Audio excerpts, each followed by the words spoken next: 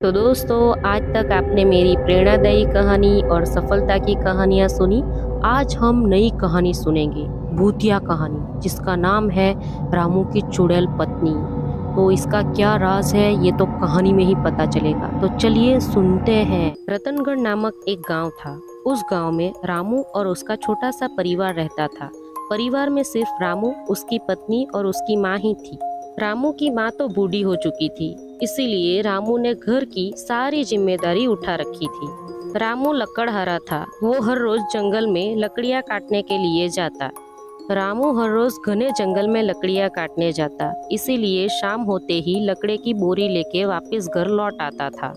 दूसरे दिन सुबह फिर वो लकड़े की बोरी लेके शहर में जाकर बेच आता। जैसे तैसे करके वो 2 वक्त की रोटी कमा पाता था। रामू की पत्नी बहुत ही अच्छी थी। वो घर के सारे कामकाज कर लेती थी और रामू को हिम्मत भी देती थी।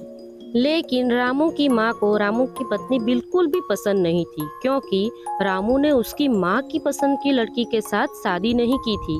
बस इसी वजह से रामू की माँ रामू की पत्नी को हर रोज कुछ ना कुछ ताने देती रहती। लेकिन रामू की पत्नी बहुत ही समझदार थी, इसीलिए रामू की माँ का कहा बिल्कुल भी मन पर नहीं लेती थी और अपनी अम्मा की तरह उसको भी मानती थी। लेकिन रामू की माँ का गुस्सा तो दिन ब दिन बढ़ता ही जा रहा था और उसके शैतानी दिमाग ने उसकी बहू को मार डालने की साजिश बना ही ली। और अपनी बुरी साजिश को अंजाम देने के लिए कुछ दिन तक वो रामू की पत्नी के साथ बहुत ही अच्छा व्यवहार करने लगी।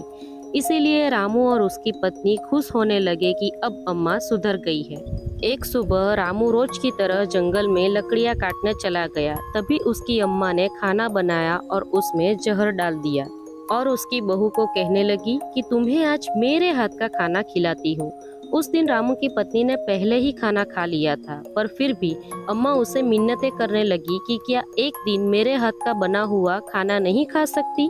रामू की पत्नी ने आखिर खाना खा ही लिया और बेचारी तड़प तड़प कर मर गई। रामू उसे बहुत प्यार करता था, इसीलिए इस सदमे को सहन नहीं कर सका और अंदर से टूट गया।